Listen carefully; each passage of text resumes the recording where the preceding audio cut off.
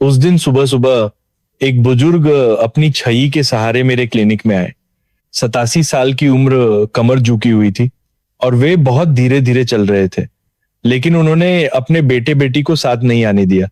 वे मेरे सामने आकर बैठे, मेरी आंखों में देखा और एक ऐसी बात कही जो मेरे दिल को छू गई।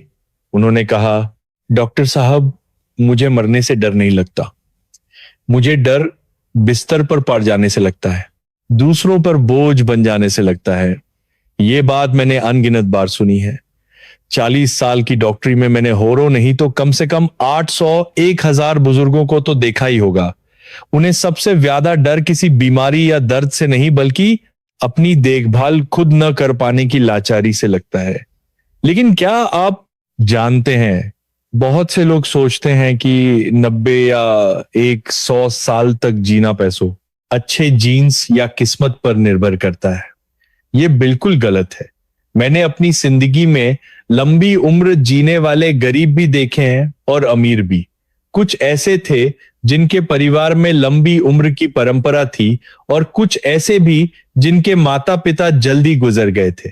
लेकिन उन सब में एक बात समान थी, और ये समानता किसी हॉस्पिटल की टेस्ट रिपोर्ट में या किसी महंगी दवाई में नहीं, बल्कि उनकी रोजमर्रा की छोटी छोटी आदतों में छिपी थी।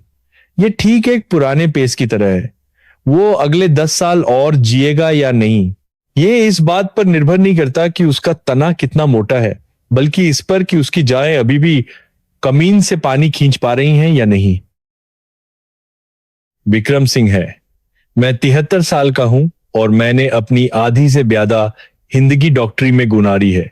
रिटायर होने के बाद भी मैं अपने मोहल्ले के स्वास्थ्य केंद्र में लोगों की सेवा करता हूं। आज मैं 75 से 89 साल के बीच के अपने दोस्तों से 6 बातों पर चर्चा करना चाहता हूं। ये 6 बातें कोई बहुत गहरी मेडिकल थ्योरी नहीं है, बल्कि ये वो छोटी छोटी चीजें हैं जो आप रो करते हैं या आपको करनी चाहिए। मैं आपसे एक शर्त लगाता हूं, अगर आप इनमें से 3 से ज्यादा बातें कर पाते हैं, भले ही थोड़ी मुश्किल से, तो आपके 95 साल से ज्यादा जीने की संभावना आपके हम उम्र लोगों से दोगुनी से भी ज्यादा होगी। और अगर आप ये सभी 6 बातें कर लेते हैं तो आप हमारे बीच के सुपर एल्डर हैं। क्या आप जानना चाहते हैं कि वे 6 बातें कौन सी हैं? रुकिए, जल्दी मत कीजिए। ये बताने से पहले मैं आपसे एक सवाल पूछना चाहता। आपके अनुसार किसी व्यक्ति की उम्र कितनी लंबी होगी? ये आखिर किस बात पर निर्भर करता है? पैसा, दवाइयां या जीन्स? अगर आप मेरी बात सुनने को तैयार हैं तो कृपया कमेंट्स में स्वास्थ्य लिखें, ताकि मुझे पता चले कि मैं अकेला नहीं बोल रहा हूं। चलिए अब पहली बात से शुरू करते हैं। यह पहली बात इतनी सरल है कि शायद आपको लगे कि इसका जिक्र करना भी बेकार है, लेकिन यकीन मानिए यही वो चीज है जो किसी व्यक्ति के शरीर की नींव को सबसे अच्छी तरह दर्शाती है।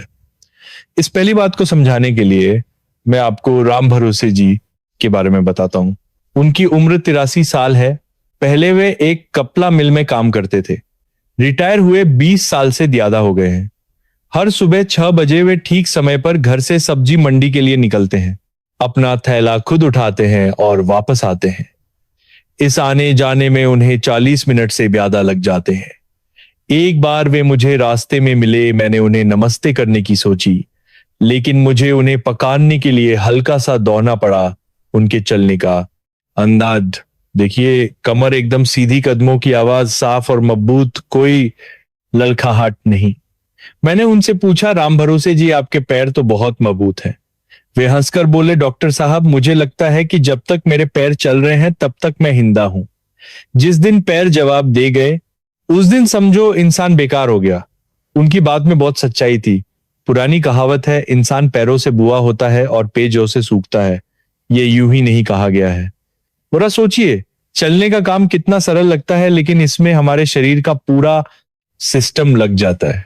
दिमाग को निर्देश भेजना होता है, नसों को सिग्नल पहुंचाना होता है, दिल को खून पंप करना होता है, फेफड़ों को ऑक्सीजन देनी होती है, हड्डियों को सहारा देना होता है और मांसपेशियों को सिकुड़ना होता है।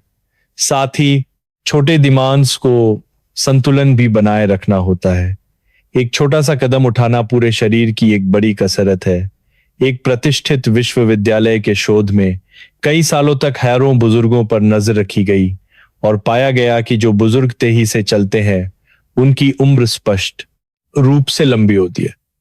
इसका मानक क्या है? जो व्यक्ति प्रति सेकंड 0.8 मीटर से ज्यादा चल सकता है, यानी लगभग 10 मिनट में 500 मीटर की दूरी तय कर सकता है।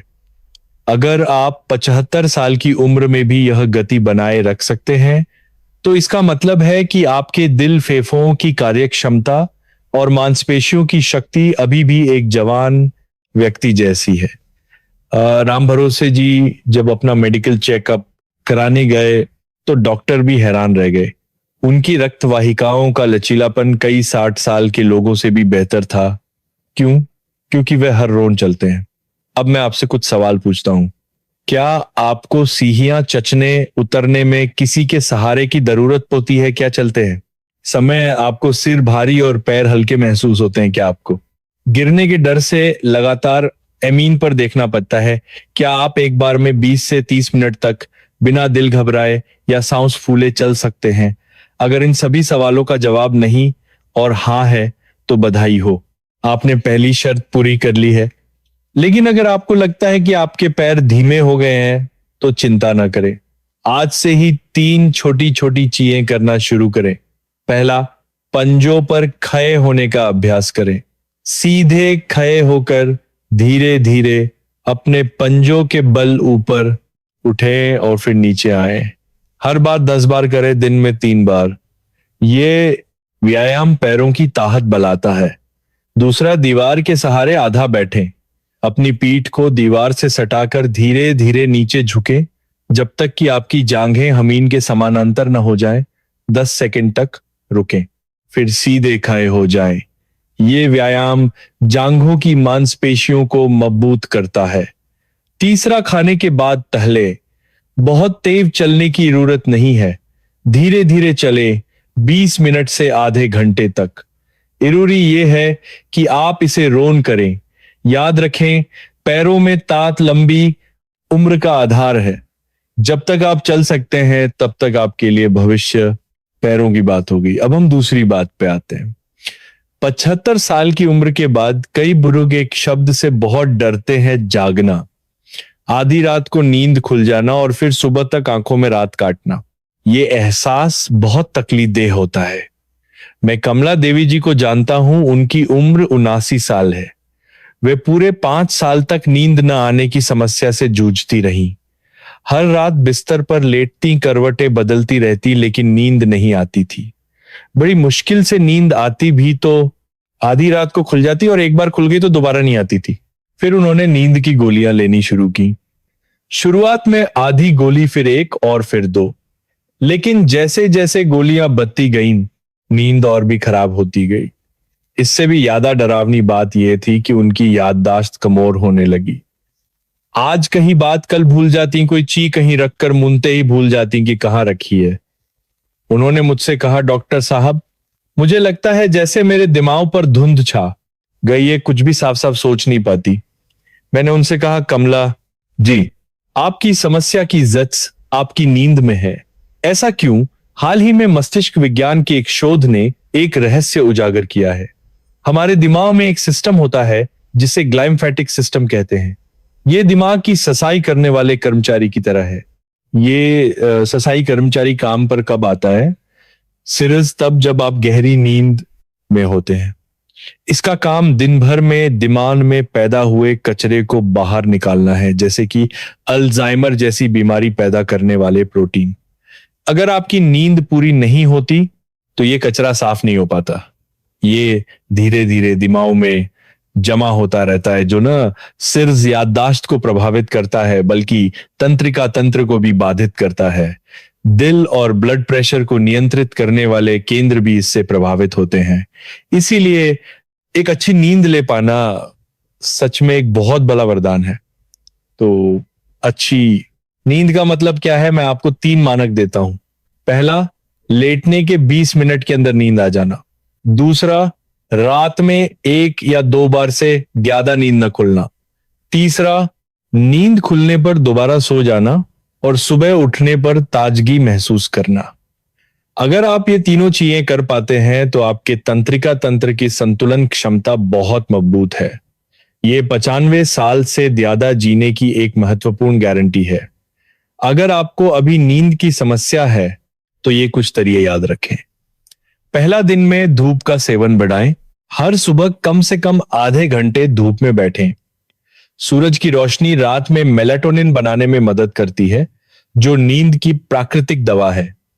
दूसरा, दोपहर की नींद ज्यादा लंबी ना हो। 20 मिनट की एक छोटी झपकी काची है। 1-2 घंटे सोने की हल्ती न करें, वरना रात में नींद जरूर खराब होगी। तीसरा, अपने सोने के कमरे का तापमान थोड़ा ठंडा रखें। ठंडे माहौल में गहरी नींद में जाना आसान होता है। चौथा, सोने से 2 घंटे पहले पेट भरकर खाना न खाएं।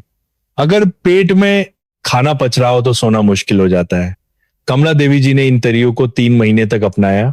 बाद में उन्होंने मुझे बताया कि अब वे बिना गोली के सो जाती हैं और उनकी याददाश्त में भी काफी सुधार हुआ है। इसलिए एक अच्छी नींद लेना किसी भी टॉनिक से ज्यादा असरदार है।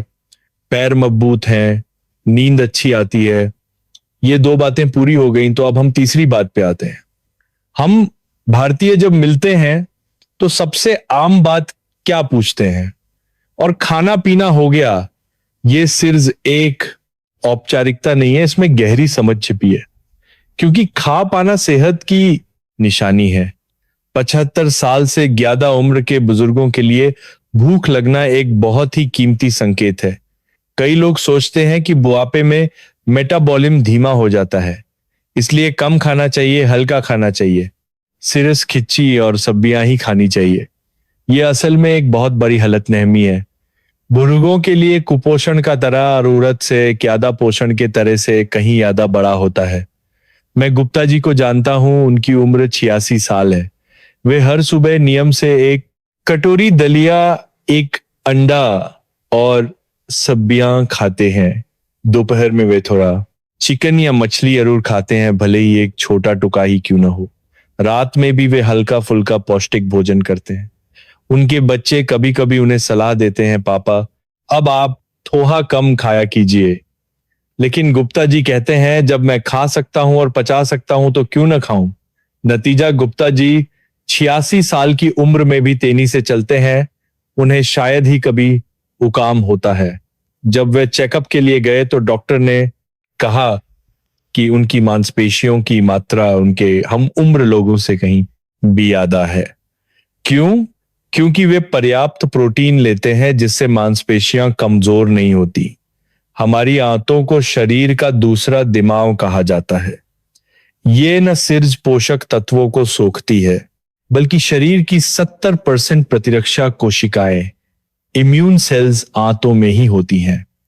अगर आपका पेट और पाचन तंत्र ठीक काम कर रहा है तो इसका मतलब है कि आपकी रोग प्रतिरोधक क्षमता की दीवार बहुत मजबूत है। जापान में हुए एक शोध से पता चला है कि अगर बुजुर्गों में प्रोटीन की कमी हो या उन्हें लंबे समय तक कब्ज रहे तो शरीर में जहरीले पदार्थों का अवशोषण बढ़ जाता है, जिससे कैंसर और हृदय रोगों का बहुत ज्यादा बढ़ जाता है। तो इस मानक के विशिष्ट लक्षण क्या है? पहला, भूख का एहसास होना, खाने के समय पर भूख लगना, अच्छा खाना देखकर खाने की इच्छा होना। दूसरा, खाने में नखरे न करना, दाल चावल सब्जी रोटी सब कुछ खा लेना, थोड़ी सख्त चीज भी चबा पाना। यह दिखाता है कि आपके दांत अच्छे हैं या नकली दांत ठीक से फिट है। तीसरा, पेट का नियमित रूप से सान होना, ये बहुत जरूरी है। बिना किसी चूर्ण या दवा के सहारे के हर रोज या एक दिन छोड़कर पेट आसानी से सान हो जाना। अगर आप ये तीनों चीजें कर पाते हैं तो आपके अंदरूनी अंगों की कार्यक्षमता आपके हम उम्र लोगों से 10 साल छोटी है, इसमें कोई शक नहीं। लेकिन अगर आपको लगे कि आपकी भूख कम हो रही है तो क्या करें? दिन में कई बार थोड़ा थोड़ा खाने की कोशिश करें।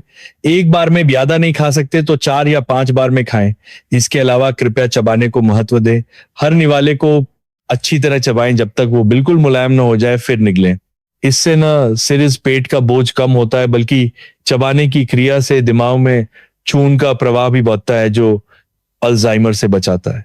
एक और बात, गुनगुना पानी ज्यादा पिए। सुबह उठकर खाली पेट 1 गिलास गुनगुना पानी पिए। ये आंतों की गति में मदद करता है और कब्ज से बचाता है। याद रखें, खा पाना और पेट सान होना ये देखने में छोटी बातें लगती हैं, लेकिन असल में ये बड़ी बातें हैं। अच्छे से खाना खा पाना और पेट का सान होना जीवन शक्ति से भरपूर होने का पक्का सबूत है। ठीक है, हमने शरीर से जुड़ी 3 बातें कर ली हैं, पैर, नींद और खाना पाचन। ये तीनों बातें दिखाई देती हैं और महसूस की जा सकती हैं। अब हम जो अगली 3 बातें करने वाले हैं वे थोड़ी अलग हैं। वे दिखाई नहीं देती, लेकिन वे उतनी ही महत्वपूर्ण है, शायद उनसे भी ज्यादा। चलिए एक पल के लिए रुकते हैं। पिछली 3 बातों में से आपने कितनी पूरी की हैं?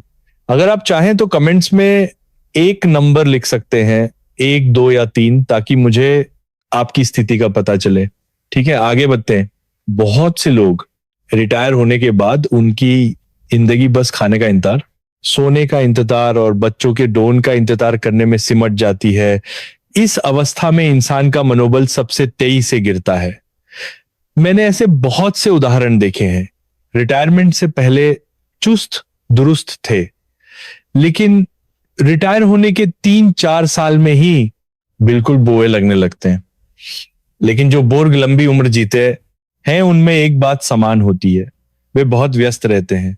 मैं प्रोफेसर वर्मा को जानता हूं, उनकी उम्र 88 साल है। वे पहले एक स्कूल में शिक्षक थे। रिटायर होने के बाद वे सारा दिन घर पर टीवी देखते रहते, कुछ करने को नहीं था। 3 साल के अंदर उनकी याददाश्त काई कमजोर हो गई। कभी कभी तो ये भी याद नहीं रहता था कि खाना खाया है या नहीं। घर वाले बहुत चिंतित थे। फिर उनकी पोती ने उन्हें एक टैबलेट रीड कर दिया और उस पर ऑनलाइन शतरंज खेलना सिखाया। शुरू में प्रोफेसर वर्मा सीखना नहीं चाहते थे, लेकिन पोती ने कुछ बार प्यार से सिखाया और वे सीख गए। अब प्रोफेसर वर्मा सुबह उठते ही सबसे पहले अपना टैबलेट खोलते हैं और देश भर के शतरंज खिलाड़ियों के साथ खेलते हैं। कभी जीत जाते हैं तो बहुत खुश होते हैं और हार जाते हैं तो सोचते हैं कि अगली बार कैसे जीतेंगे। उन्होंने मुझसे कहा, डॉक्टर साहब, अब मेरे पास हर रोज करने के लिए कुछ है, एक लक्ष्य है। अब मुझे खालीपन महसूस नहीं होता। नतीजा उनकी मानसिक स्थिति में बूझे बूझे याददाश्त भी धीरे धीरे वापस आ गई। मनोविज्ञान में इसे क्या कहते हैं? इसे उद्देश्य की भावना, सेंस ऑफ पर्पस कहते हैं। जापान में एक शब्द है इकिगाई, जिसका मतलब है जीने का उद्देश्य।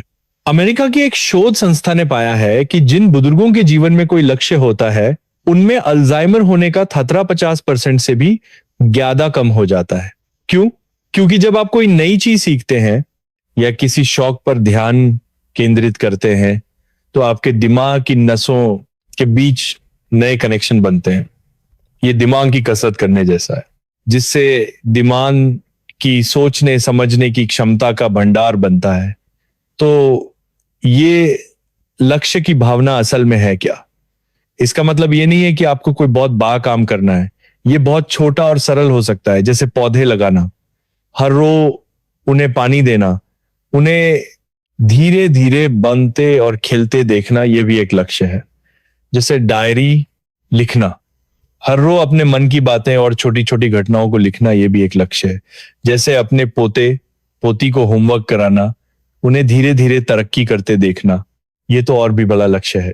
यहां तक कि टीवी सीरियल देखना भी एक लक्ष्य हो सकता है। हर रोज अगले एपिसोड का इंतजार करना, यह देखना कि कहानी में आगे क्या होगा, यह भी एक तरह की लक्ष्य की भावना है। मैं आपको 3 मानक देता हूं, आप खुद को जांचिए। पहला, क्या आपका कोई लंबा चलने वाला शौक है? चाहे कुछ भी हो, बस आपको पसंद हो और आप उसे नियमित रूप से करते हो।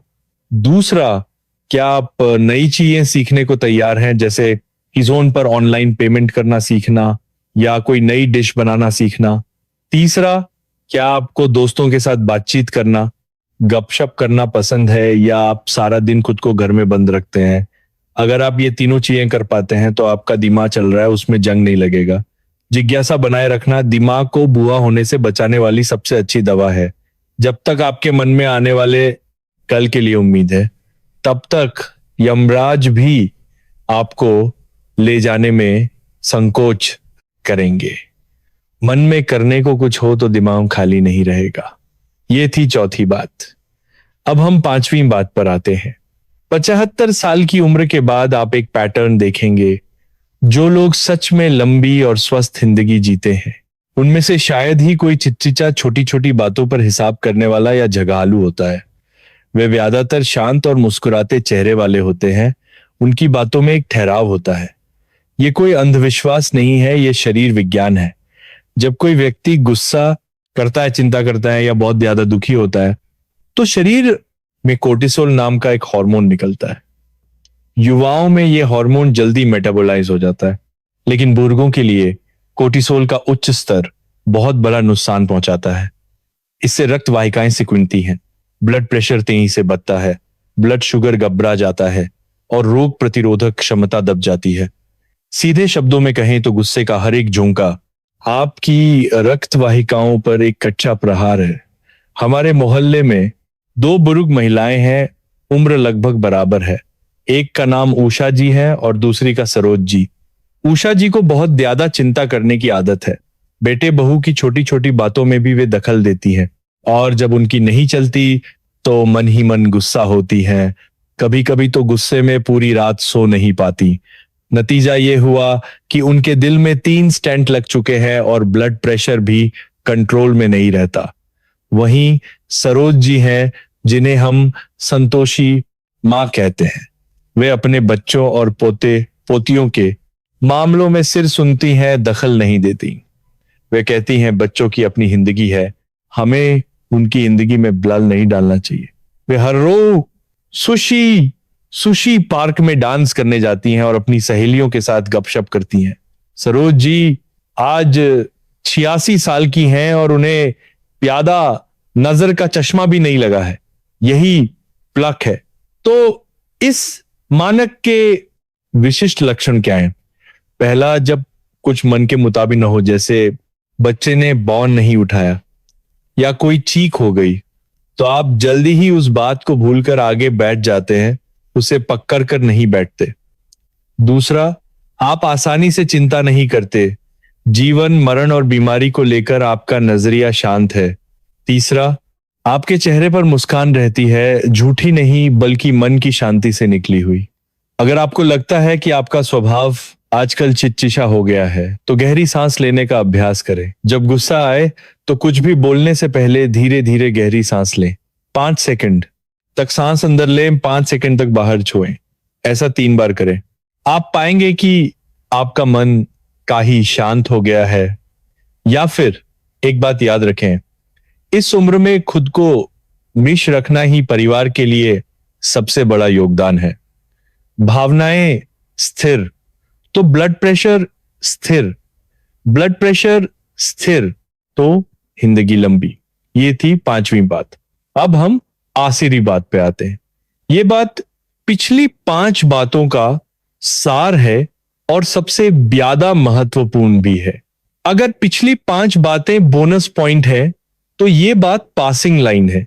अगर आप 80 साल से ज्यादा की उम्र में भी अपने कपड़े खुद पहन सकते हैं, खुद नहा सकते हैं, अपना कमरा सान कर सकते हैं, और यहां तक कि खुद सब्जी मंडी जाकर सब्जी खरीद कर खाना बना सकते हैं, तो कृपया अपने आप पर गर्व महसूस कीजिए।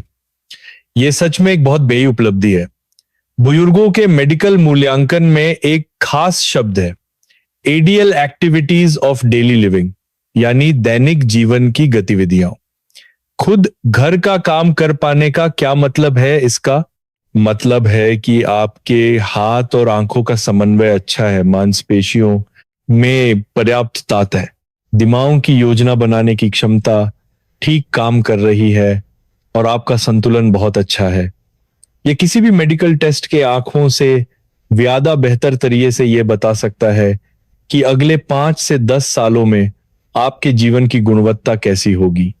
शोध में पाया गया है कि जैसे ही कोई बुजुर्ग अपनी देखभाल करने की क्षमता खो देता है और पूरी तरह दूसरों पर निर्भर हो जाता है, उसकी मृत्यु दर तेजी से बढ़ जाती है।